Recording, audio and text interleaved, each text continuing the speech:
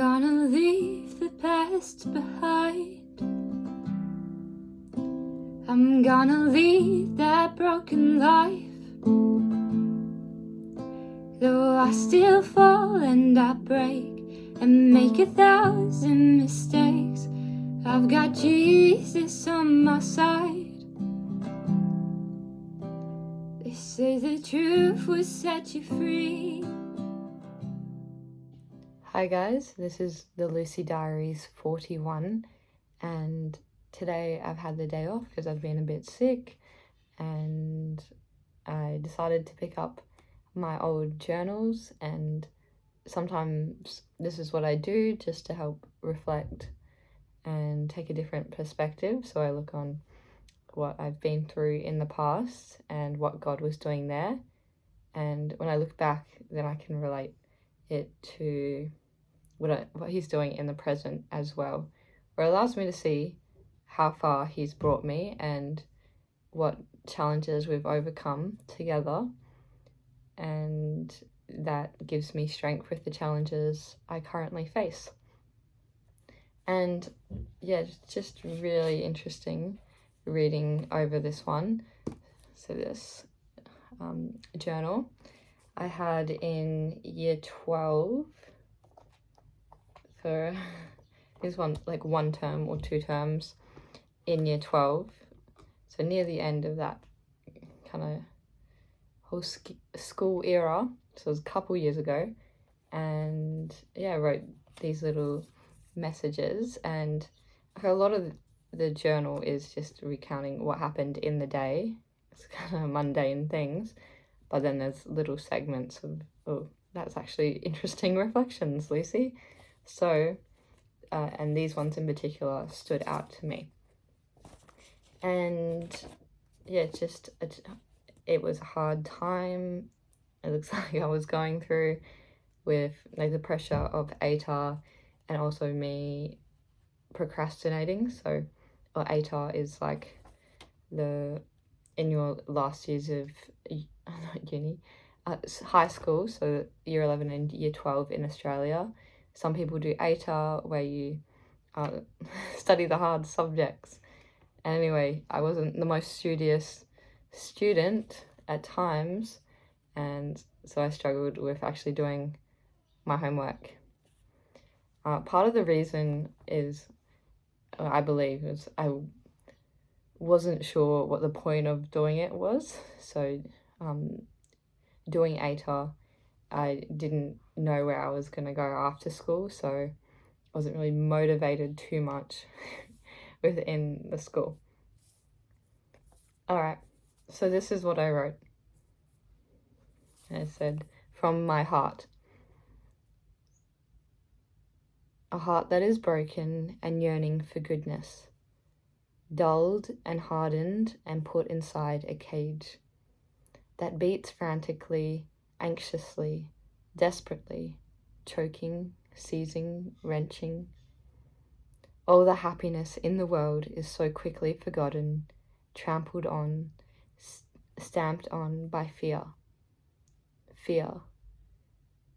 Fear that has become the master of my mind and my aching heart. Hopeless, dark, dark, deep pit of despair, of shame, embarrassment, hurt. All of me is hurting, and I have succumbed to it, tormented by it. I'm angered, frustrated, disgusted, so quickly turned to sin, evil thoughts matched with evil deeds.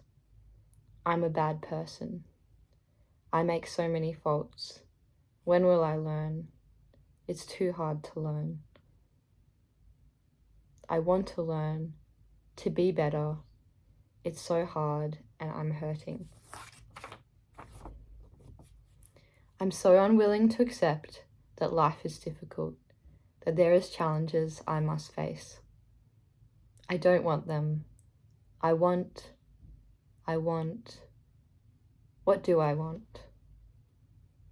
To be making precious memories with my friends and family, and reading and learning anything that interests me, to let my mind race and my imagination be bound by no limits, to let my ideas soar and to put them to use and share with others, to write books, to share dreams, to make music, to explore the wonders of this earth, to sleep soundly, to be loved by others, to share love with others, to be a light, to not be afraid, to be free, to be myself, to run, to laugh, to feel good about myself, to sing aloud and dance and make things up and be silly and eat delicious foods and enjoy sunrise and sunsets and encourage others to help them pursue their dreams, to be daring,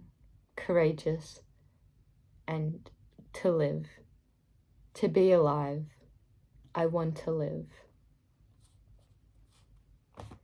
I think that's really interesting from that. Is on the first side is all the despair and recognizing that I was not happy with where I was and just acknowledging that and what that felt like and recognizing that I was hurting.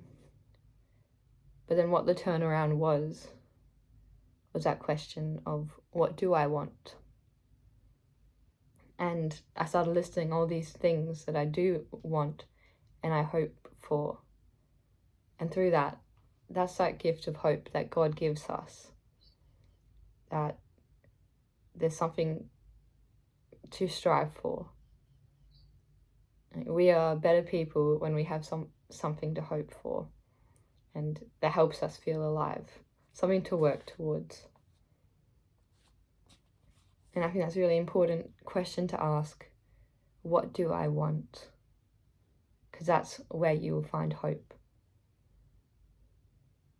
And pray for that gift of hope.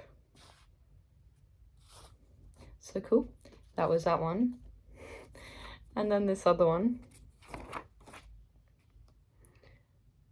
Okay, and this one's talking about like romantic relationships and kind of struggles with that. And this is my thoughts on it at the time. I said, you know, when you romanticize relationships and all, but when there's actually a possibility of being in one, you shy away from it. I mean, what's up with that? Maybe the topic's just so taboo. Anyway, why must my face go red? Is this deeper than I think? Like, I'm actually so insecure and full of so much fear, and I cling to safety and familiarity, scared to take a step out. One foot in and one out. Wow. Why do I blush so bad and feel so awful and judged and silly and pathetic? And then there's this quote that I wrote. Where trust exists, peace flows. Be anxious for nothing, trust Jesus. Let him give you a peace that's not of this world. This peace which transcends all understanding. And another quote, a relationship sent by God will not steal your joy, damage your self-confidence, or take life from you. It will give you a confidence, peace, life, and a healthy, radiant glow. So I don't know where those quotes are from, but cool. But and then I wrote, right now, I feel so ashamed and lost. Ashamed. I'm sorry. I said Abba, so it's like what Jesus calls God, his Father. So I'm sorry, Abba, for ever turning away from you. I want to be good. I try. But I feel beaten and weak. Help me to be good. Help me to trust you. And then I had like some scribbles on this page. Falling into my Father's arms, catch me, dear Father, for I cannot stand on my own. He makes beauty from ashes. He makes all things new. Please set me onto the right track. I want to be your faithful daughter. Help me, dear Father, for I cannot see ahead without being afraid. Turns, turns, so many turns, one step forward, one step back. Help me to be true. Help me to see your saving grace. Save me.